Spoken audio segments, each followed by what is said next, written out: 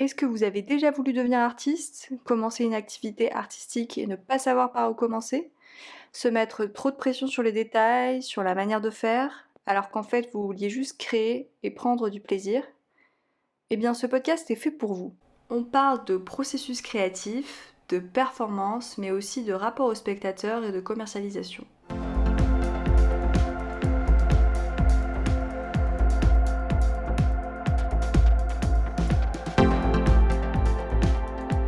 Bonjour, bienvenue sur Fréquence Tournesol, je suis Clarisse Dautria, votre hôte, et je reviens après une longue pause.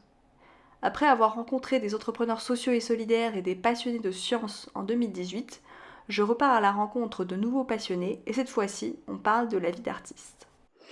Cette fois-ci, je suis allée à la rencontre de peintres, certains à temps plein, d'autres à côté de leur travail.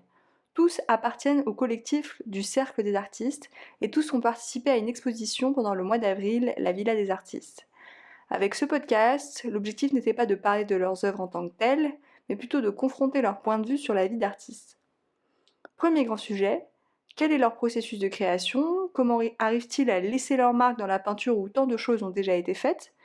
Et où est le plaisir dans tout ça? En particulier quand on veut exister publiquement en tant que peintre et être exposé, la notion de performance intervient forcément. Deuxième sujet, quel est le rapport à l'œuvre, au spectateur qui regarde? Qu'est-ce que ça implique de rendre son travail public alors que c'est d'abord un hobby pour soi, une bulle à soi? Est-ce qu'on attend forcément quelque chose de celui qui regarde? Est-ce qu'il y a des limites en termes de thème et de représentation? Est-ce que le propos est forcément politique? Dernier et troisième sujet, est-ce que l'œuvre est un objet déclinable comme n'importe quel produit? Est-ce qu'on devrait refuser toute logique commerciale? Certaines questions sont très spécifiques à la peinture, comme la question des prints, ces reproductions de peinture en affiche dans une logique plus commerciale. D'autres résonnaient plus avec ma propre démarche, avec ce podcast Fréquence Tournesol, et même au-delà, qu'est-ce que ça veut dire de rendre une œuvre ou une fabrication publique aujourd'hui? Est-ce que c'est forcément prendre une position politique? De manière plus concrète, comment débuter dans l'art aujourd'hui? Est-ce qu'il faut avoir tout vu, avoir tout copié, pour finir par trouver son style de manière spontanée et quasiment magique? Qu'est-ce que ça veut dire avoir son style quand on est précédé par des millénaires d'art derrière soi? L'objectif n'est pas de faire une dissertation exhaustive sur le sujet, mais si vous débutez une activité artistique ou que vous voulez proposer quelque chose publiquement, j'espère que ça nourrira votre réflexion. Mais d'abord, introduisons nos artistes. Et ben moi je m'appelle Arôme, du coup j'ai 23 ans et Ok. je suis artiste à temps plein depuis 1 an et demi. D'accord. Je me suis lancé du coup après des études d'art, Ok. 3 ans d'études d'art à Paris, Ok. et j'ai choisi de devenir artiste parce que c'était vraiment ce qui me parlait le plus au D'accord. final. Enfin j'avais besoin d'avoir cette liberté là Ok. de création au final. Ok. Moi, je me présente, je suis King Kolaya, donc j'ai 27 ans. J'ai commencé à peindre il y a 1 an et demi à peu près. Et moi, je suis pas du tout de milieu de l'art. J'ai fait un background un peu finance et achat. Donc là, j'ai commencé la peinture il y a 1 an.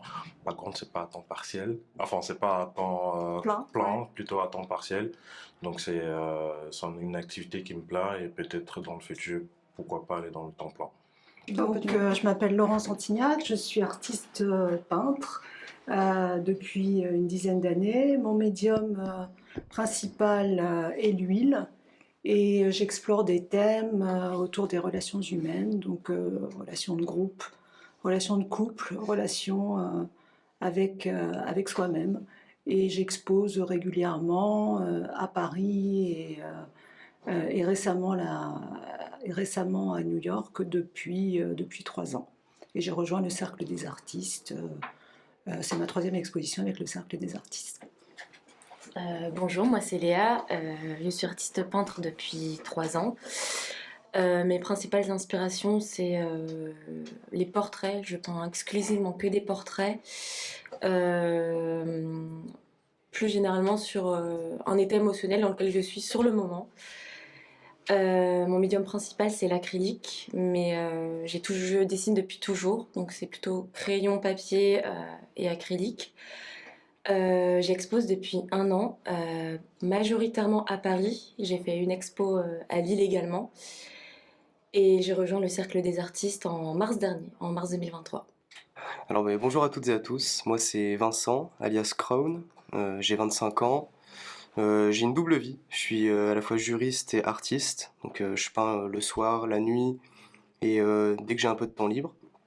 Et donc je fais de la peinture depuis à peu près 6 ans, et aujourd'hui j'essaie de mélanger différents médiums comme le pastel, les crayons de couleur, l'acrylique, et mon sujet de prédilection c'est ma vie, ce qui m'entoure, et surtout le passage de la vie d'ado à la vie d'adulte, parce que je suis dans l'âge où plein de choses se chamboulent, donc c'est ce qui m'inspire. Hello à tous, je m'appelle Gobim, donc mon prénom c'est Marion. Je peins depuis que je suis toute petite. Mon domaine d'études était dans le design et depuis 1 an j'ai commencé à temps plein le domaine d'artiste. Et donc mon univers est plutôt coloré, je travaille principalement autour des visages, je crée des mosaïques de visages, je tisse un univers autour de formes arrondies et colorées. Alors moi je suis Élise, mon pseudo d'artiste c'est LK. Je suis artiste plasticienne depuis, ça fait 5 ans que je peins et ça fait 3 ans que je me professionnalise. Et par le passé, j'ai fait beaucoup de photos et je ne m'autorisais pas vraiment la peinture, mais voilà, c'est un peu venu à moi il y a vraiment 5 ans. Et salut, moi c'est Antonin, Textured. J'ai commencé la peinture en octobre 2020 et aujourd'hui j'ai aussi une activité à côté où je suis product designer.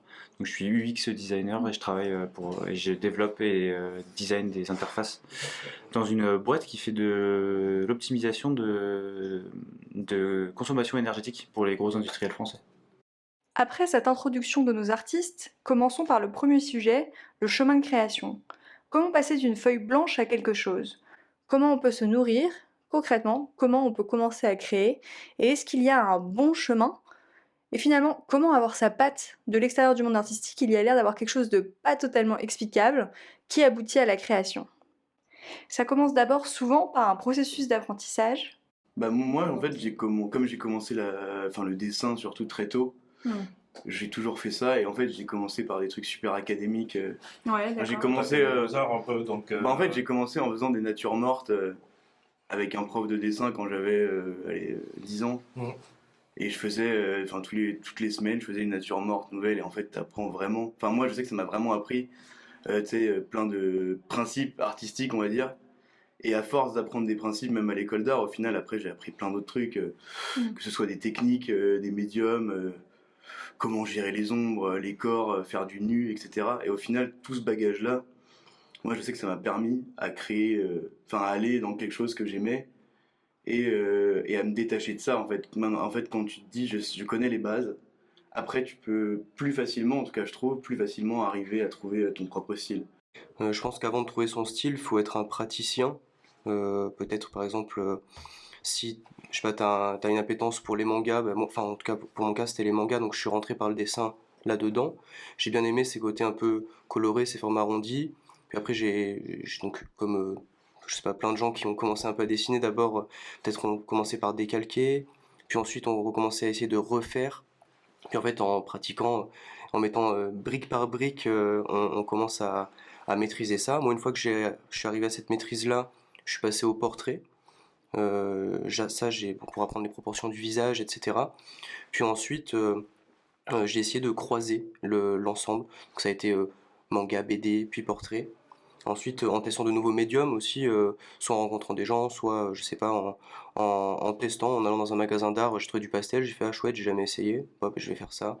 Quand c'était pas de la peinture, ça pouvait être du Posca. En fait, c'est juste en testant, ça peut être par le style, par ce qui nous nourrit, on va dire, culturellement. Ça peut être aussi par les outils qu'on va utiliser. Peut-être que, je sais pas, toi, Marion, tu trouveras un nouvel outil dans, je sais pas, un nouveau crayon, une nouvelle forme de peinture qui te permettra aussi d'adapter ton style. Et en tout cas, moi, je pense que j'ai dû d'abord faire mes classes un peu avant de réussir à éclater un peu mes dessins, parce que je fais quand même quelque chose qui est entre du réalisme et de l'abstrait. Et pour pouvoir faire ça, je pense que j'ai dû apprendre à savoir faire des yeux. J'adore faire les yeux, donc j'ai appris à faire des yeux en BD, des yeux en portrait, des yeux réalistes, des yeux moins réalistes. avec plein de stylos, de techniques différentes. C'est comme ça après que j'ai réussi à peaufiner mon style. J'ai toujours été dans la couleur, donc après c'est vraiment de l'adaptation et puis comment dire, on calibre un petit peu le curseur, un peu plus de couleur là, un peu plus de forme abstraite là, pour essayer pardon, à créer un espèce d'ensemble qui me convient, quoi. Donc voilà, c'est comme ça Ouais. que je travaille. Mais là où je te rejoins complètement, c'est que je trouve que pour faire de l'abstrait, entre guillemets, pour étirer les formes, déformer, il faut vraiment passer par la case technique. Ouais. Moi, j'étais pareil, je suis maintenant plus dans le figuratif, mais je faisais beaucoup de dessins techniques et c'est quelque chose, quand on regarde mes tableaux, on s'en rend peut-être pas forcément compte au premier coup d'œil, mais c'est quelque chose qui m'aide énormément parce que le fait des proportions, le fait de calibrer la toile, que tout soit bien proportionné, ben, ça aide beaucoup le dessin technique, je trouve. Et je pense que je pense qu'on se rejoint là-dessus, tu me corrigeras si besoin, mais on est dans des personnes, je sais pas, qui aimons apprendre. Et en fait, du coup, le côté laborieux, c'est peut-être dans la durée, parce que c'est pas inné, t'apprends pas une technique comme ça, t'es pas un boss du premier coup, même si je considère pas être un boss, et je pense que toi pareil non plus, tu vois. Mais je pense que t'as aimé apprendre, t'as peut-être aimé je sais pas, t'as fait des études qui sont quand même un peu artistiques, donc t'as aimé peut-être la technique. Puis après, t'as aimé la BD, peut-être que t'as aimé aussi faire des BD, apprendre des BD. Enfin, tu vois, c'est un cheminement en fait d'apprentissage qui est, je pense, gratifiant et qui te permet d'avancer sans subir cette espèce de processus qui est long. Je pense qu'après c'est dans la nature, il y a des gens Oui, qui je sont pas. pense, ouais. Peut-être que t'es patiente aussi un Oui, peu voilà. là-dessus, et comme t'es passionné, ben, t'es patiente de fait, tu vois. C'est comme ça que je pense qu'on avance sans subir cette espèce de cheminement un peu long, tu vois. C'est un peu comme un sportif, il s'entraîne, mais il est passionné par le résultat final, et ce qui se passe entre le résultat final et le début, ben, pour lui c'est juste des étapes à passer sans. Et je sais pas, je pense pas avoir trop subi, même si c'est quand même long, tu vois, ça fait 5-6 ans que t'as ton style, et ça fait peut-être 10 ans que tu dessines, tu vois. Ouais, beaucoup. Et même plus, tu vois, je sais pas, et enfin, en tout cas, moi je le ressens pas comme quelque chose de laborieux. Et ensuite, après l'apprentissage, il faut s'inspirer, explorer et produire, faire pour trouver son style, tout en essayant d'éviter la copie des grands maîtres et de ce qui existe déjà. Tous les artistes s'inspirent les uns des autres, hein. Braque s'est inspiré de Picasso. Enfin, c'est comme ça que l'art se fait. Enfin, bon, après, il y a des artistes qui créent ex nihilo parce que voilà, ils ont une pensée qui leur permet de faire ça. Mais en peinture, je pense que c'est vraiment, il y a une perméabilité entre tous les artistes. Ça vient forcément de quelque part. Je pense que par rapport à là où on se place, par rapport à l'histoire de l'art, aujourd'hui, il y a peu de personnes qui peuvent vraiment créer quelque chose de vraiment nouveau, dans le sens où je pense aujourd'hui que finalement ce que tu vas créer, c'est une somme d'inspiration. C'est cette somme d'inspiration, ce que t'en fais, qui devient quelque chose d'unique. Mais trouver ton style, c'est quand même compliqué parce que il y a tellement de dérives de Basquiat qu'aujourd'hui, c'est compliqué d'avoir une identité. Moi, aujourd'hui, par exemple, quand je regarde l'étoile de Harom, je sais que c'est Harom.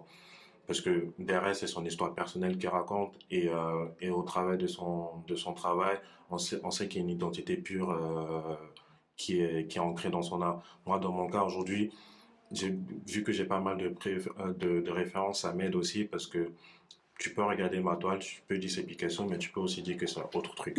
Donc ça m'aide aussi à trouver aussi mon identité derrière ça parce que aujourd'hui sur toutes mes toiles, tu auras mon identité, ça va se voir à travers les boucles d'oreilles, ça va se voir à travers. Tu le ressens totalement. Tu le ressens totalement, ça dit que tu prends une toile et tu prends une autre toile, tu verras que tu sais qu'il a fait cette toile parce que j'ai rajouté un truc qui est très personnel à moi et qui est un peu de mes origines aussi en disant que ces touches-là, peu importe la forme d'art que je vais apporter et même si elle évolue, ces marques-là vont toujours rester. Même si elles évoluent, elles vont toujours rester. Ça permet aussi de te dire que si elle évolue mon art un peu plus tard, s'il n'y a pas ces marques-là, c'est pas moi. En fait, quand j'ai commencé à peindre, la question, je pense qu'on est tous passés par là, c'est quel est mon style, quelles sont mes inspirations. Et j'ai essayé de peindre comme je dessinais, c'est-à-dire de manière très réaliste. Et c'est la fameuse feuille qui pesait 5 tonnes parce que j'avais mis de la peinture sur de la peinture. Et un jour, juste après ça, je me suis dit, ne réfléchis pas. Et c'est en ne réfléchissant pas que finalement j'ai trouvé mon style. Le style était là, fallait juste osé l'exprimer. Et lors de ma première exposition, on m'a dit ah, c'est la première fois que je vois quelqu'un peindre comme ça et tout, etc. C'est comme ça que j'ai commencé à comprendre que j'avais un style à part entière, avec beaucoup de textures, cette manière de découper les nuances de couleurs sur les visages, les ombres et les lumières. Je pense que ma singularité, elle se forme d'elle-même, mais qu'elle est nourrie de ce que j'aime. Non, maintenant les gens reconnaissent mon style. Moi, je ne saurais absolument pas le définir, mais oui, il y a un style Laurence. Ok. Voilà. Je pense que je peux affirmer ça maintenant. Mais au bout du processus et après avoir créé, comment sait-on que la peinture est finie, qu'elle est parfaite et qu'il ne faut pas aller plus loin? C'est vraiment un feeling, en tout cas pour moi, c'est vraiment un ressenti. Je sais qu'il y a des toiles où je vais arriver devant, je les regarde après avoir pseudo fini du coup, et je suis vraiment, soit elle va me plaire, soit elle va me parler, soit je vais me dire, bah non, je vais continuer. Mais c'est vraiment le ressenti que tu as devant la toile à un moment donné qui va te faire arrêter ou pas. Après, je pense qu'on est tous un peu... Enfin, moi, je suis pas perfectionniste, en fait, donc je sais que j'ai pas ce problème-là. Je sais que ma toile, si je la trouve super, si elle me parle, et si moi, je me retrouve dedans, je sais qu'elle est finie. Bah, moi, en fait, c'est presque le contraire, au final. C'est quand ma toile, je la trouve trop parfaite, je vais la salir.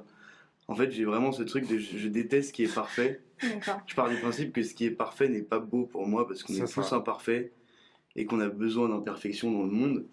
Et que ce qui est parfait fait référence à une société capitaliste, etc. Bref, c'est des autres sujets beaucoup plus politiques, mais j'ai besoin, en fait, j'aime ce qui est sale, j'aime ce qui est cassé, j'aime ce qui est détruit. Et du coup, ça, par exemple, si ma toile est trop parfaite, je sais que je vais complètement la souiller en jetant de la peinture dessus, en rajoutant des touches un peu partout, pour qu'il y ait ce côté imparfait et enfantin, comme tu dis, et du coup, ça me ramène à ma liberté première.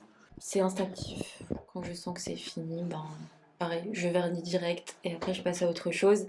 Et bien sûr, on pourrait se dire, au début quand je commençais à peindre, il y avait toujours cette petite voix qui disait et t'aurais pu ajouter ça, ça.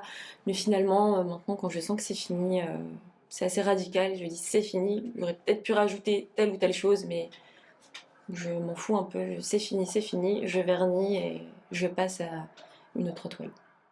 Tu sais qu'il ne faut pas aller trop loin. Faut pas aller trop loin, tu vois. Donc, il faut juste te fier à ton premier instinct. Exactement, et te dire, ok, elle n'est pas finie, ou elle est finie, mais elle est finie pour moi. C'est le bon moment et je ne me pose pas trop 10 000 questions derrière. Au début, j'étais comme Léa, c'est-à-dire que je m'acharnais. Et donc, je repeins énormément mes tableaux. Il y a beaucoup de mes tableaux qui ont 3 ou 4 tableaux derrière, qui sont les témoignages de mes acharnements ratés. Mais malgré tout, dans chaque tableau, il reste toujours quelque chose que j'aime et que je conserve comme des espèces de couches de souvenirs dans la toile finale. Et comment sait-on qu'on est arrivé? En fait, il ne faut pas rechercher la perfection. En fait, il y a un moment où on se sent en paix, je pense. Avec la toile, où plus rien n'accroche, le regard n'accroche plus sur rien. Et pour moi, le moment où c'est terminé, c'est le moment où je suis prête à vernir, en fait. Et quand je vernis, c'est terminé, je sais qu'il n'y a plus de retour en arrière. Et là, j'arrête. Donc ça peut prendre des mois, des années. Et le plaisir dans tout ça, est-ce qu'il reste, même si on doit produire, alors qu'on a son job à temps plein, ou parce que c'est notre unique source de revenus? Alors du plaisir, oui, toujours. Mais je dirais que le moment qui est un moment plus compliqué, c'est le passage de l'état émotionnel et de réflexion à vraiment passer à l'action. Il faut vraiment s'y mettre. Et à partir du moment où je m'y mets, tout devient plaisir. Donc le temps n'a plus d'importance et seule ma relation à l'œuvre compte. Donc j'entre dans cette conversation qui n'est que... alors pas que plaisir, parce que parfois on est en lutte, parce que ça ne se passe pas comme on veut, ou la toile prend le dessus et on n'est pas du tout content de ce qu'on fait. Donc ça, je pense que c'est le propre de chaque artiste. Mais malgré tout, sur le chemin. Donc il faut savoir renoncer, mettre de côté, ne surtout pas s'affronter, ni se challenger avec l'œuvre, parce que ça ne marche jamais, ça aboutit toujours à des catastrophes, enfin pour ce qui me concerne. Donc, mais sinon c'est que du plaisir, oui, bien sûr. Pareil, du coup, après, selon les périodes, parfois ça m'agace plus de faire les croquis parce que c'est quelque chose de très schématique et moi, quand je commence un dessin, c'est vrai que j'aime bien prendre mon temps, donc cette partie-là m'agace un peu. Donc quand je me sens de faire des croquis, moi j'en fais 10 d'affilée, comme ça je suis sûre que le jour où j'ai pas envie d'en faire, ben, c'est fait. Après, oui, je prends toujours du plaisir, sauf quand moi, mon gros problème quand je peins, c'est trouver la. Je fais que des portraits, c'est trouver une harmonie des couleurs dans les teintes de peau. Et parfois, en fait, ça prend pas. Donc, je m'acharne. Je suis très têtue, donc je m'acharne vraiment jusqu'au jour où je sens que je n'y arrive plus et j'arrête. Et j'arrête de peindre. Je n'arrive pas à commencer une toile tant que je n'ai pas fini celle en cours. Donc je fais une pause, je vais faire du sport, je voyage, je sais pas, je fais autre chose. Et une fois cette pause achevée, je m'y remets et ça revient. Mais je reste jamais frustrée très longtemps. C'est ça qui est bien finalement. Pour moi, le moment de création, c'est le seul moment dans ma vie où je prends le temps. Je suis quelqu'un de très speed. Donc c'est vrai que c'est vraiment ce moment où je prends le temps d'eux. Donc c'est vrai, travailler vite ou prendre quelque chose sur le vif, j'ai beaucoup de mal et la plupart du temps, je ne suis pas satisfaite. Donc pour éviter toute frustration, je prends mon temps. Non, ça, je pense qu'on a en commun. Moi, j'ai une vie très remplie, très speed, mais vraiment la peinture, comme la lecture, c'est le moment où le temps ralentit en fait. C'est hyper important.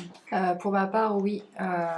J'ai eu pendant longtemps moi, fait des métiers, un métier particulièrement qui ne me correspondait pas. Pendant 16 ans, j'ai travaillé dans la restauration et vraiment, je ne veux pas retourner au salariat de manière générale, mais à mon métier de base, même si j'ai en tiré plein de leçons qui me servent aujourd'hui dans mon développement en tant qu'artiste, la discipline notamment. Mais ouais, j'ai toujours du plaisir, en fait, le plaisir de me dire déjà, je me dépasse, je fais ce qui me plaît. Et je vois que les choses elles avancent aussi et on veut que ça aille vite, mais en réalité en tout cas dans mon cas, si je fais un retour en arrière sur une année ou sur 2 ans, il y a une vraie évolution à tout point de vue, que ce soit artistiquement, financièrement, etc. Donc ça me conforte aussi dans mes choix et du coup je prends toujours du plaisir de me dire, même si je gagne mal ma vie à travers l'artistique, je fais ce qui me plaît. Ouais. Après, c'est facile de dire ça parce que pour l'instant, j'ai encore un confort qui me permet de ne pas avoir cette pression trop pour me loger tous les mois, etc. Mais ça va devenir une problématique. Donc, je vois que les choses, elles avancent. Donc, j'essaye de faire confiance aussi aux choses et je sais que si jamais un jour il y a un problème, je pourrais toujours trouver une autre solution annexe, quoi. Ouais, moi de mon côté, il y a toujours autant de plaisir parce que à l'inverse de toi, j'ai quand même j'ai un CDI qui me prend énormément de temps à côté, donc je vois encore, même si je me professionnalise depuis quand même 1 an ou 2, je vois quand même encore la partie artistique comme un peu une échappatoire à mon travail que j'appelle du 9-5, de 9h du matin à 17h, et ça permet quand même de m'échapper un peu de ce quotidien un peu processé, on va dire. Donc ouais, moi ça fait 4 ans et le plaisir il est toujours là et il ne fait que grandir finalement. Moi, ce qui compte le plus aujourd'hui pour moi, c'est de créer et d'en vivre. Et quand je dis en vivre, effectivement, j'aimerais bien en vivre bien, mais déjà, si j'arrive à payer mon loyer, mes charges, me nourrir, en réalité, c'est déjà pour moi, ça c'est un vrai luxe en fait, parce que je fais quelque chose qui me plaît au quotidien. Donc voilà, c'est revoir sa notion de qu'est-ce qui compte vraiment. Est-ce que c'est d'en vivre très bien tout de suite, ou effectivement là je pense que tu pourras pas tenir sur la durée, ou est-ce que tu sais que ça met du temps et tu as une vision à long terme et que peut-être dans 10 ans tu arriveras à avoir un vrai salaire entre guillemets, mais que tu vas passer par un peu des montagnes. Voilà. Moi je me suis posé la question et je sais que ce qui compte le plus aujourd'hui pour moi, c'est de pouvoir créer, de pouvoir me loger, manger, payer mes factures, et après voilà. Quand ça c'est fait, déjà je suis dans une certaine gratitude et fière de moi. Après avoir réussi à créer, nos artistes passent ensuite à l'exposition au public. Qu'est-ce que ça leur fait alors même que l'œuvre reste quelque chose d'intime, de soi avec soi ? D'abord, qu'est-ce que ça fait d'exposer pour la première fois? Ah si, moi j'étais super, j'avais super le trac. C'était vraiment s'exposer, se mettre nu quoi, devant des gens. Mmh. Non, non, c'était à la fois excitant, mais extrêmement, pas stressant le mot, excitant. Et puis le trac, oui. Si, si, bien sûr. Ben, moi, c'est un peu pareil. C'est d'habitude, tous mes dessins étaient soit dans des carnets fermés, scellés dans mon étagère, soit sur mes cours. Donc, du coup, des fois, mes amis arrachaient des feuilles de poli et les prenaient, même parfois des profs en fac. Et c'est pareil, c'est une amie qui m'a dit: Mais Léa, ouvre un compte Insta. Et moi, j'étais là en mode: Mais tu sais très bien que je suis pas très réseaux sociaux, et juste Facebook. Donc, du coup, j'ai ouvert mon premier compte Insta il y a 3 ans, quand j'ai commencé à peindre. Et petit à petit, ça a pris. J'ai commencé à avoir des propositions d'exposition, mais j'étais pas encore prête et j'étais beaucoup plus concentrée sur mes études que sur la peinture. Pour moi, je veux dire, ça fait partie de moi et je me voyais pas l'exposer, le divulguer au grand jour, on va dire. Et c'est un côté très sensible. Et moi, j'ai très cartésienne, très les études, le sport, machin et tout. Et c'était un peu présenter une autre partie de moi finalement que j'avais pas l'habitude de présenter. Et bah, en fait, la première expo, j'avais pas spécialement le trac, c'était une exposition collective. Et moi, j'avais plus peur du collectif parce que je suis vraiment dans mon coin. J'ai mon casque, je peux rester 1 an à la fac sans parler à personne, je le vis très bien. Pareil, je fais de la course à pied, c'est un sport. Bon, il y a une grosse communauté, mais ça peut être aussi un sport très solitaire. Je voyage beaucoup seule, je fais tout toute seule.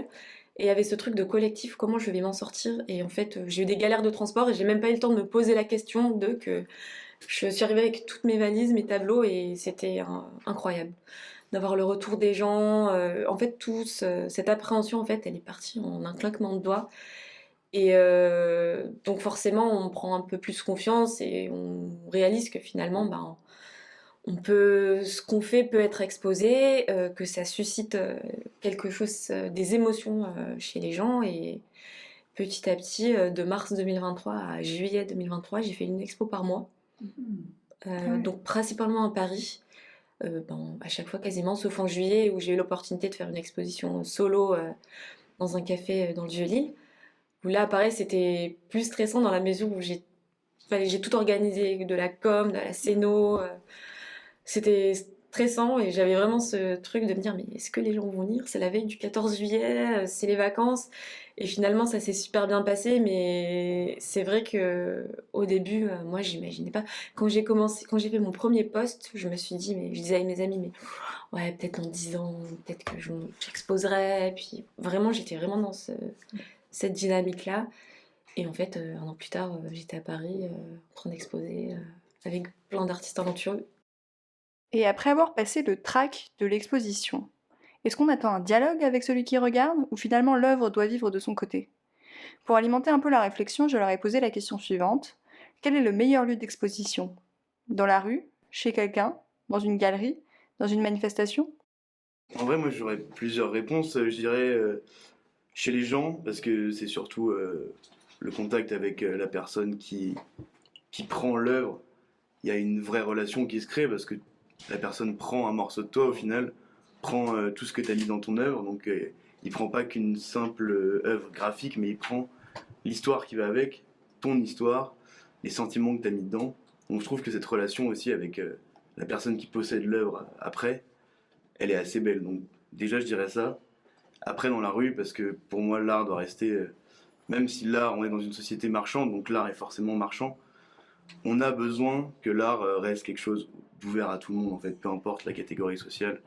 Il faut que tout le monde ait accès à l'art, donc bien sûr que la rue c'est super important et ça rejoint du coup la manifestation, ou qui sont des lieux en fait d'expression où tout le monde a le droit de s'exprimer.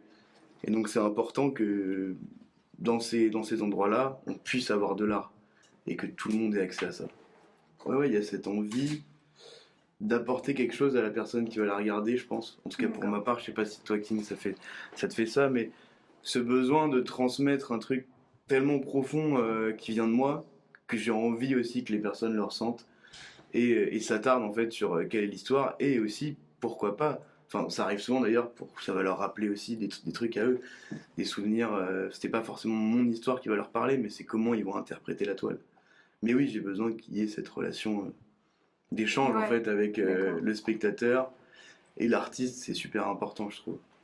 Moi, j'attends rien, juste d'échanger. Je pars du principe qu'à partir du moment où on rend l'œuvre publique, ça ne nous appartient plus vraiment dans le sens où la personne est libre de l'interpréter au vu de son histoire personnelle, etc. Et en fait, je l'ai compris au moment où j'ai exposé, en fait, où j'étais là tout le temps, en fait, de l'ouverture à la fermeture, j'étais là. Et du coup, ça m'a permis pour la première fois d'échanger et d'avoir un retour sur mon travail aussi.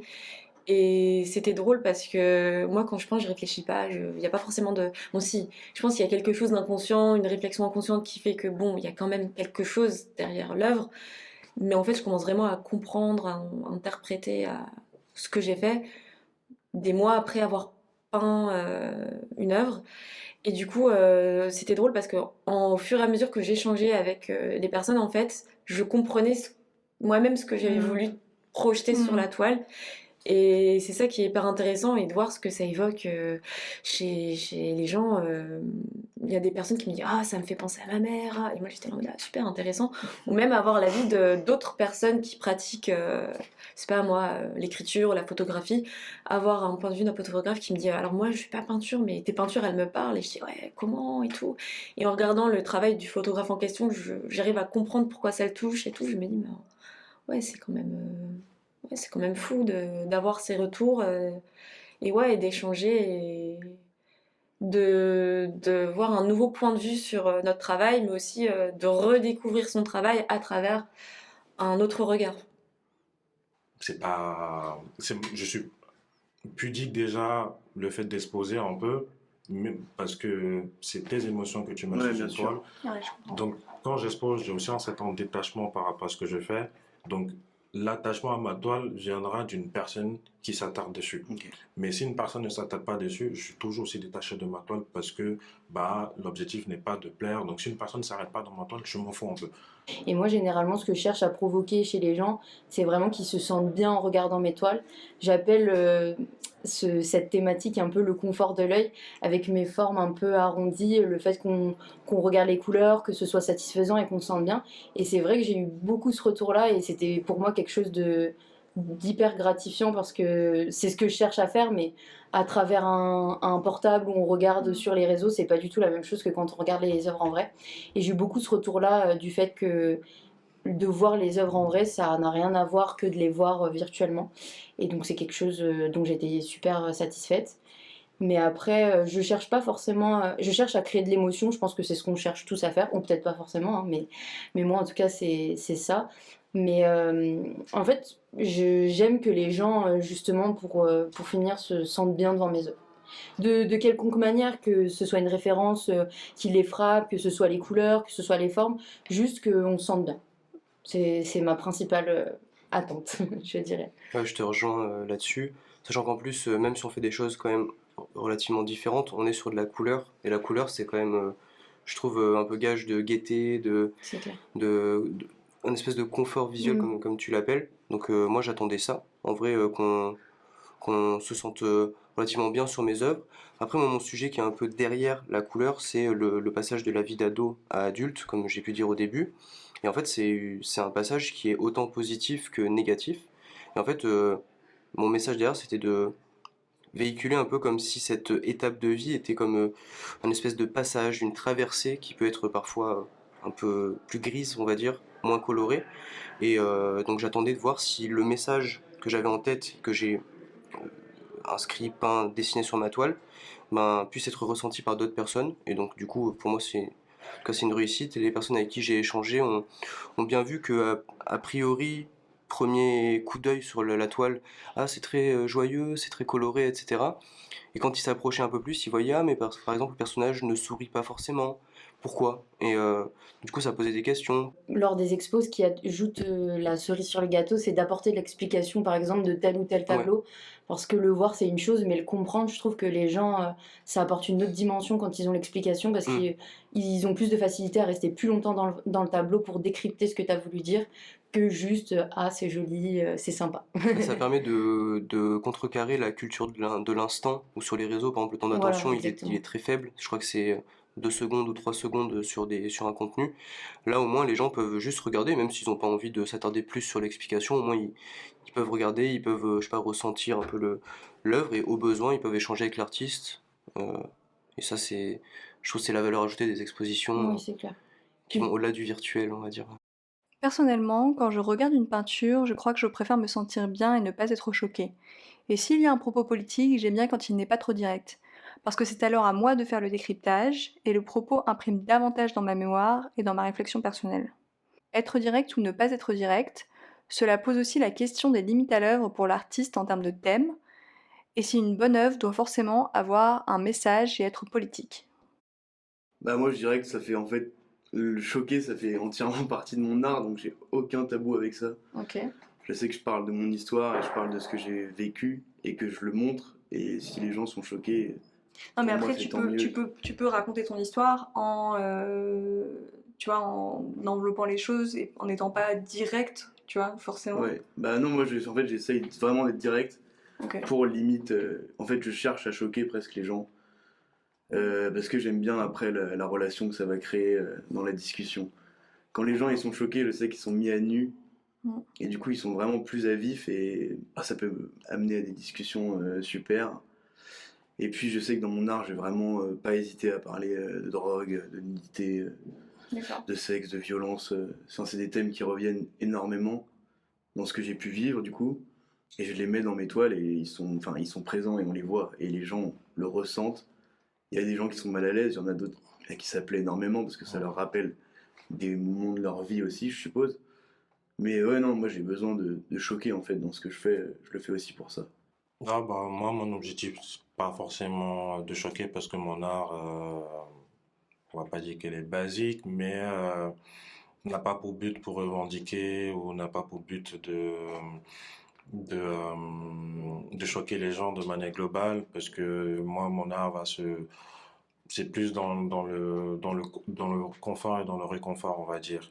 De se dire que bah, je regarde la toile, bah, ça te rappelle un peu ton enfance, ça te rappelle ton côté un peu enfantin que tu n'arrives pas à exprimer, ce côté un peu fou en toi. Et c'est plutôt une âme rassurante, on va dire, cette insouciance et innocence que tu retrouves quand tu es enfant. Bah, j'aimerais bien qu'une personne regarde ma toile et que se dise, ah, c'est insouciant, c'est innocent, et je m'arrête à là. Il n'y a pas du tout de dimension, enfin, au moment où nous parlons, il n'y a pas de dimension politique dans mes œuvres, ou si elle est sous-jacente, c'est la place de la femme, par exemple, parce que je peins essentiellement des femmes, comme Léa. C'est pas une décision. J'ai aussi essayé de peindre des hommes, mais ça marchait pas. Donc c'est pas, j'ai pas décidé ou je revendique rien, je ne milite pas dans ma peinture. Exprimer une opinion politique, je le fais pas dans ma peinture. Mais bon, il y a un sous-jacent, voilà, qui D'accord. s'exprime. Je suis assez d'accord, je suis pas quelqu'un de très revendicatif, de militant, mais je pense que c'est plus exprimer sans revendiquer. C'est juste exposer des faits, une situation qui nous touche ou qui nous est familière de près ou de loin. Moi, c'est vrai que je peins exclusivement des femmes pour l'instant. Par contre, je dessine beaucoup d'hommes. Alors pourquoi, je sais pas, mais c'est comme ça.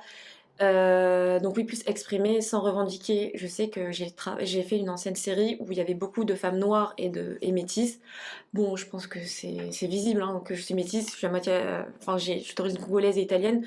Donc forcément, c'est des choses qui vont être visibles à un moment donné dans mon travail. Et je sais qu'un jour, je vais travailler sur le thème de l'identité parce qu'en tant que métisse, c'est quelque chose qui m'a beaucoup travaillé pendant des années. Mais encore une fois, pas dans un aspect revendicatif parce que ce n'est pas dans ma manière de faire, d'exprimer les choses. et de le montrer, donc plus exprimer sans revendiquer, voilà. Oui, pareil, c'est parce que quand je t'écoute, c'est vrai que j'ai souvent peint des visages de femmes asiatiques ou des portraits de groupes de familles asiatiques. Euh, voilà, donc c'est... alors peut-être que c'est un autre sous-jacent qui est le début de quelque chose, mais ça n'est pas... c'est pas... Exactement. C'est pas militant, quoi. c'est pas debout sur les barricades. Moi, c'est des réflexions que j'ai sur le plan personnel.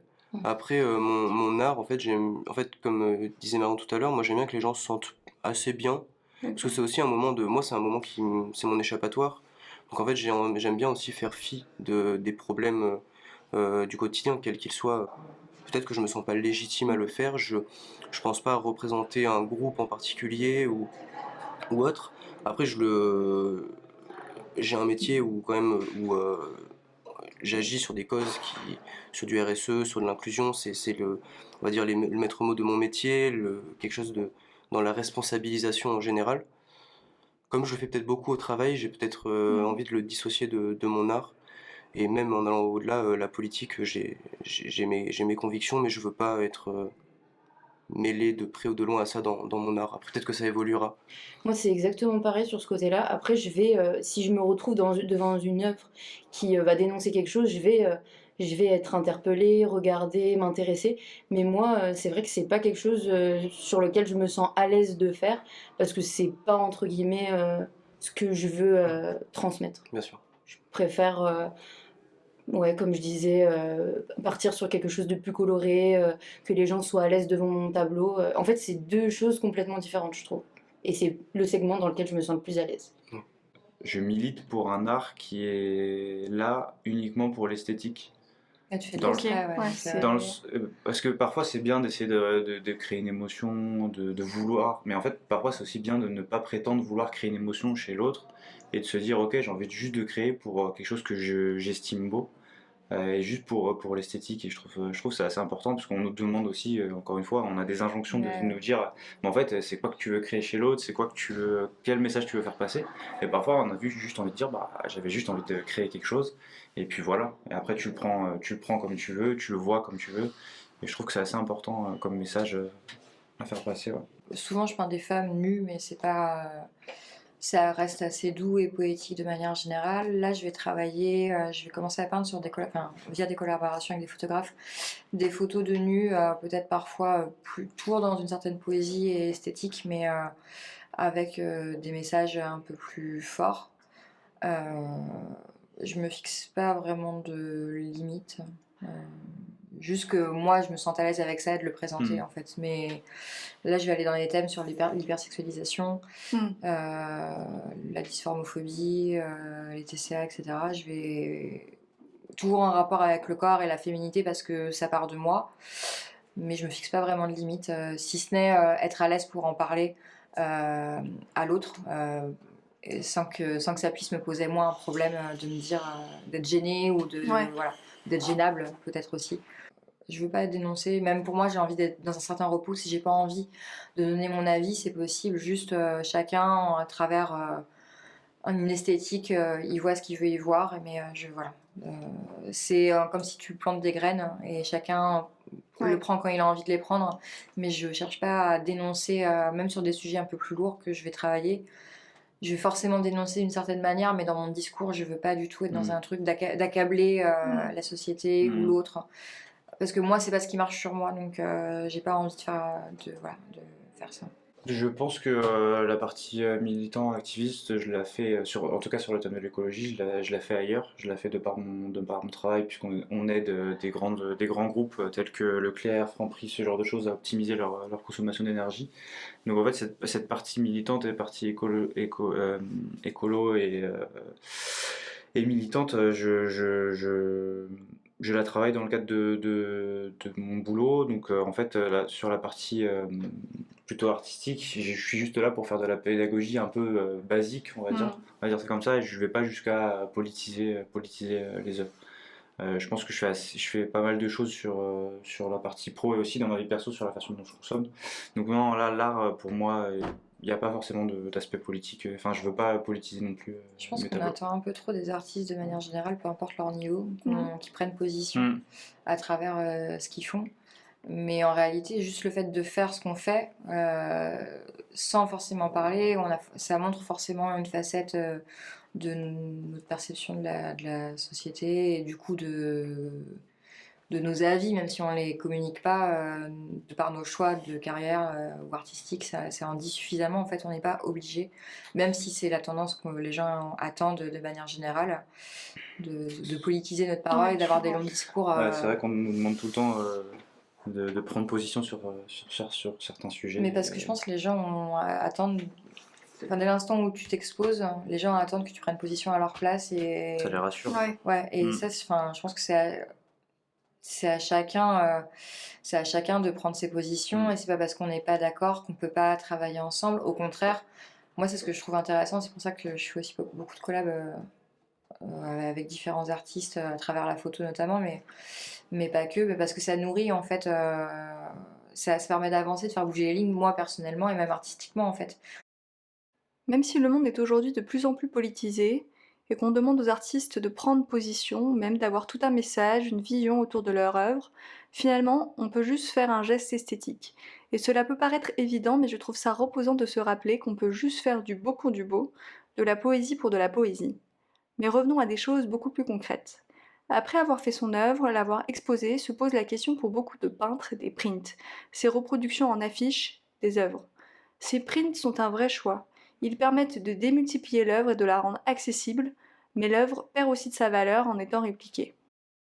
Est-ce que c'est quoi votre rapport Moi, à j'ai ça? essayé d'en faire Ouais. et j'en ai vendu quelques-uns, mais je trouve que c'est pas. En fait, c'est bien d'un côté où ça va être accessible du coup à des gens qui n'ont pas les moyens d'acheter la toile et qui vont quand même Ouais. garder le souvenir de quelque chose qui les a touchés. Donc en ça, c'est super. Après, faire des prints pour faire des prints, c'est pas trop dans ma logique. C'est pas. Oui, je vends des prints, mais au final, non. Peut-être si quelqu'un en fait aime la toile et me demande un print, je le ferai. Plus en commande comme ça, mais non, c'est pas quelque chose. Moi, je préfère vraiment exposer ce que j'ai créé. Je trouve que le print, on se détache trop de la création. C'est pas le c'est reflet juste ça, c'est pas. c'est pas le reflet c'est ça. de ce que tu proposes en général. Et moi, par exemple, mon art est facilement printable, on va dire, parce que ça peut se mettre dans un Même sur un salon, t-shirt. sur un t-shirt, même, peu importe. De la même manière de dire que ce rapport un peu, en fait, c'est toute ton énergie que tu as mis dans une toile, donc tu répands ton énergie à travers plusieurs prints. Ouais, je suis d'accord, c'est assez. Non, mais c'est vrai que c'est assez étrange au final quand on voit ça comme ça. C'est ça, et c'est comme si tu partages C'est une part moins. de ta spiritualité, en fait, si on parle d'énergie, tu disperses ton énergie un peu partout. Ouais. Et C'est j'aimerais beaucoup bien. plus vide de sens en fait de faire ça que d'avoir sa toile où il y a toute son énergie dedans et c'est comme si on faisait des copies, c'est un peu dommage, je trouve. Alors moi, j'ai jamais fait de print jusqu'à présent. Je suis toujours en train de réfléchir sur le sujet parce que la qualité est vraiment très importante et la rareté aussi. Donc, mais je mets pas, je mets pas de veto sur le sujet, mais il faudrait vraiment que ce soit d'une qualité très très haute qualité, numéroté, signé par moi. Pour rendre même des prints, leur conférer quand même une certaine valeur, une certaine rareté. Ouais, je partage un peu le même avis. Surtout que mes peintures, il y a beaucoup de texture, donc Ouais, c'est vrai. essayer de rendre compte de la texture sur quelque chose en 2D finalement, c'est assez complexe. En revanche, tout ce qui est pastel ou dessin, j'aurais beaucoup plus de facilité à comment dirais-je, à le faire passer en print, mais pareil, tirage limité, signé, etc. Après, sans tomber dans on va dire dans la grande distribution, Oui, bien parce que sûr. tu dis un truc qui a été important, c'est genre signé et numéroté. Je pense qu'on peut rester dans, même si on propose, je sais pas, par exemple, il y a l'œuvre originale et 50 tirages par exemple. Pour moi, ça me paraît pas déconnant, même si ça reste quand même 50 tirages, c'est-à-dire que c'est 50 reproductions sur un autre support de ton œuvre originale, mais ça permet de rendre ça accessible. Les gens n'ont pas forcément l'argent à mettre, après c'est les portefeuilles de chacun et ce qu'ils sont prêts à mettre dans une œuvre. Mais moi, je pense que ça participe à rendre l'art accessible et si on peut, on va dire, printer même ses œuvres sur d'autres supports, pourquoi pas, hein. Tu vois, on passe du temps. Ça permet aussi, mine de rien, si on rentre juste dans le côté financier, d'aider quand même l'artiste C'est ce que j'allais dire. à se développer. C'est une Et, manière de soutenir l'artiste ouais, à voilà, son c'est ça. échelle, quoi. C'est ça. Les fameux prints ou du merch à côté, vendre des t-shirts avec les œuvres, je suis pas forcément pour. Moi, je suis assez pour. Je milite plutôt pour des œuvres uniques, le fait que ton œuvre soit unique. Et je suis pas forcément pour ces sujets-là. Et l'autre truc, c'est dans la rue, c'est quelque chose qui me parle aussi vachement et que je vais commencer à expérimenter les mois prochains, de poser un peu comme le fait, je sais pas si vous connaissez l'artiste Lorem, qui personnalise des encombrants, ce genre de choses, et qui laisse en fait ses œuvres dans la rue pour permettre à tout un chacun d'aller récupérer une œuvre unique pour le coup. Et moi, c'est quelque chose qui me parle vachement parce que ça permet en fait de garder l'art accessible à tous. Et Du c'est coup, il des... poste sur Instagram. Ouais, il customise un élément qu'il a trouvé dans des encombrants, un miroir, un meuble ou ce genre de choses. Il fait une petite vidéo et puis les gens peuvent aller récupérer ça. Ah ouais. Donc c'est principalement dans Paris. Il y a aussi un autre artiste qui s'appelle West Ledé qui fait ça, qui est très cool. Et je trouve que ouais, la rue c'est quelque chose d'assez intéressant, de par des stickers, de par des œuvres disponibles. Voilà. Et chez quelqu'un aussi, mais je suis un peu comme Elka, le musée ça me parle beaucoup moins. Je trouve que ça peut paraître être un univers un petit peu froid, donc ça me parle vachement moins. Et sur les prints, Elka, t'en penses quoi? Moi, sur les primes, jusqu'à présent, c'est quelque chose que je pouvais pas développer à travers ce que je faisais, parce que ça s'y prêtait pas vraiment. Là, sur les projets futurs que j'ai, où je vais vraiment mêler de la photographie, c'est un projet. Alors, parce que malgré tout, en fait, les prints, il y a une espèce de truc, c'est que ça reste très cher à produire. Ça, si tu le fais de façon qualitative. Ouais. Donc, moi, l'intérêt d'avoir un print, ce serait d'avoir un produit plus accessible. Ouais. Mais finalement, si tu fais les choses bien, en fait, ton produit plus accessible, si tu as un intermédiaire entre l'imprimeur, toi, bah, il sort à 70 €, quoi.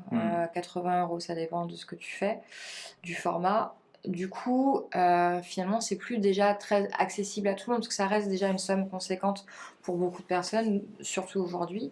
Donc, c'est un sujet sur lequel je suis un peu en réflexion, de me dire... est-ce que je fais des prints qualitatifs, je fais une œuvre unique avec un print qualitatif numéroté, et du coup la personne a quand même quelque chose d'unique. Mais en tout cas sur la production en série, j'ai du mal. En tout cas moi j'ai pas trouvé le moyen de voilà. Et je trouve que ça dépend aussi, mais c'est quand même beaucoup de. Si ça marche, ça peut aussi être beaucoup de travail d'envoi, etc. pour au final. Oui. Ouais, je sais pas. Enfin, bien oui, c'est pas moi. En plus, je suis pas très digitale. Je préfère vraiment la matière. Et ça, enfin, je préfère qu'une personne. En plus, je fais des paiements plusieurs fois. Des fois, même sur des grosses pièces, sur 12 mois. Donc, je préfère que. Je me dis, si la personne a un vrai coup de cœur sur moi, ben, je me dis, je préfère qu'on trouve un arrangement sur le long terme, sur une année, sur 6 mois, sur 3 fois, etc., pour qu'elle ait une œuvre. Mais d'autant qu'en plus, voilà, du coup, j'arrive à travailler plusieurs gammes de prix. Mais ouais, le print, c'est pas. Je trouve que c'est. Ça dépend ce qu'on fait. Sur les artistes qui sont que digital, je trouve que c'est bien. Oui, ça peut être intéressant. Mais en tout cas, quand tu travailles de la matière, c'est compliqué d'avoir un beau rendu qualitatif. Ouais, c'est très à la mode, mais moi je suis pas convaincue de la chose. Moi, de mon côté, pour remplacer les prints et quand même garder une offre assez accessible, parce que en général, entre le travail sur deux grosses œuvres sur toile, je travaille sur du papier assez épais, 400 grammes, ce genre de choses, qui permet de faire quand même une offre peut-être plus petit format, encadré ou ce genre de choses, qui permet d'avoir accès à des œuvres uniques à chaque fois. Donc c'est pas des prints, c'est vraiment des œuvres uniques à chaque fois, avec une entrée de gamme à 50 €, ce qui permet vraiment à tout le monde d'avoir accès. Et je trouve que c'est une bonne alternative, en tout cas dans ma pratique, parce que les œuvres finalement sur le temps effectif passé sur ce petit format-là, c'est quelque chose que je peux travailler en série sur une journée, 2 journées, et créer une quinzaine d'œuvres. Donc c'est quelque chose qui marche plutôt bien de mon côté. Le consensus est plutôt là. Il ne faut pas que l'œuvre soit déclinée à l'infini. Mais qu'en est-il de la logique de partenariat? C'est une logique différente. Ouais, c'est pas pareil. Surtout que je pense pour ce genre de projet, j'irais pas reprendre quelque chose qui existe déjà, mais je serais vraiment dans la création. Et donc à ce moment-là, ça change complètement de domaine et on est vraiment. Je sais que je vais pouvoir m'éclater, par exemple, sur un t-shirt, si on me propose ce genre de textile. Je vais pouvoir m'éclater et créer quelque chose de nouveau et pas reprendre une de mes œuvres et juste la mettre dessus. Et je vais vraiment penser à comment je vais mettre un visuel sur ce t-shirt, comment je vais le créer. Et donc là, on sera vraiment dans autre chose que juste venir imprimer une photo d'une œuvre dessus. Moi, je vois vraiment le cadre plus comme une contrainte et un enfermement total de l'esprit créatif. Mais j'ai vraiment besoin enfin, limite, oui, comme tu disais, je préfère qu'on me dise ta carte blanche, fais ce que tu veux. Et là, je sais que du coup, je vais réfléchir à vraiment... En fait, je vais tellement cogiter que j'ai tellement de possibilités qui s'offrent à moi que je vais être bien plus créatif que si on me disait t'as un cadre, tu dois respecter telle ou telle charge. Et pour tout ce qui est mug et tout, seulement si c'est en collaboration avec une céramiste avec qui j'ai discuté, un projet commun, pas produit dérivé, pareil pour tout ce qui est t-shirt, etc. Si c'est en collaboration avec une créatrice de mode, qu'on a pensé le projet toutes les deux et tout, pourquoi pas. Mais déjà logistiquement, pour moi c'est un enfer déjà avec mes propres œuvres en pièces, œuvres uniques, devoir gérer tout l'aspect logistique non, c'est pas pour moi. Donc vraiment tirage limité, signé de ma main, voilà. Voilà, si tu es dans une collaboration dont tu choisis, voilà, haut de gamme, qui correspond à ton univers, réfléchi avant, ça n'a rien à voir avec... Parce que c'est vrai que quand tu dis mug, on imagine toujours le truc Lady Di, quoi. Dans les boutiques souvenirs. Donc non, ça non. Mais il y a de... Enfin, il faut jamais dire non. Voilà. Tout dépend des conditions. Tout dépend des conditions. Voilà. Exactement. Tout dépend si tu reprends une œuvre déjà existante et que tu le mets juste sur ton t-shirt ou sur ta tasse, ou si tu fais une édition spécifique pour, par exemple, ton vêtement, ton mug, tu vois. Parce que là, tu fais une gamme.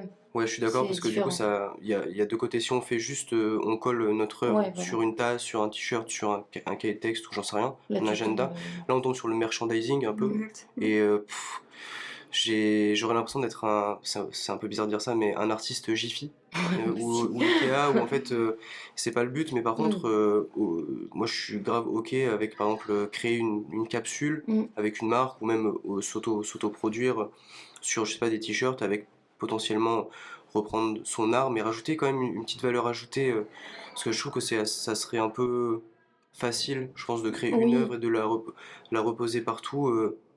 C'est pas la démarche que j'ai envie d'entreprendre. Moi-même, je pense que si je devais faire ça, on me l'a déjà proposé, mais justement, c'était juste le fait de prendre mes œuvres et les mettre sur des vêtements, et c'est pas du tout ce à quoi j'aspire, et c'est pour ça que je le fais pas. J'attends, mais si je dois le faire, je créerai justement le graphisme pour le vêtement. Et donc, il y aurait que le vêtement, enfin, par exemple, une 50aine de vêtements, qui auraient ce graphisme-là, et on pourrait pas le retrouver sur mes toiles. Puis même moi, j'ai envie de... Quand je propose des choses à la vente, j'ai envie de... Quand je les vois, je me dis, ok, est-ce que je pourrais l'acheter? Ou est-ce que je suis satisfait du produit? On m'a déjà proposé aussi de faire mes œuvres sur des suites ou des trucs comme ça. J'étais pas méga satisfait du résultat, je me voyais pas vendre ça aux gens, donc ça prend peut-être plus de temps, mais typiquement, moi j'aime bien les casquettes, donc vendre des casquettes, proposer des casquettes, c'est dans mon ADN, donc... En fait, j'ai pas l'impression de me travestir, ça suit vraiment ce que j'ai envie de transmettre. J'aime bien mettre des foulards, donc pourquoi pas faire des foulards. Le côté capsule, je trouve que ça peut être super intéressant, je pense. Parce que ça rend la chose quand même unique et accessible, mais tout en ayant un segment particulier, quoi. Sur le partenariat, il s'agit donc pour l'artiste de rester aux manettes pour que ce qui est produit ne soit pas juste un produit dérivé sans aucun sens artistique et sans identité. Voilà, j'espère que ça vous aura plu. Voilà ce que je retiens pour ma part. Il ne faut pas théoriser des heures, mais juste faire. Copier, essayer, explorer, faire, refaire, explorer encore. Ne pas avoir peur de s'exprimer et de donner son point de vue. Si on a un propos politique et que ça reste authentique, on saura en parler et le justifier. Globalement, les gens qui regardent sont plutôt bienveillants. Ils sont même admiratifs de quelqu'un qui commence une activité artistique et qui prend son risque. Donc allons-y, osons. Voilà, c'était un épisode de Fréquence Tournesol. Merci beaucoup au Cercle des artistes et aux artistes interviewés. Vous pouvez retrouver tous les liens vers leur Instagram dans la description et cet épisode sur toutes les plateformes. À bientôt!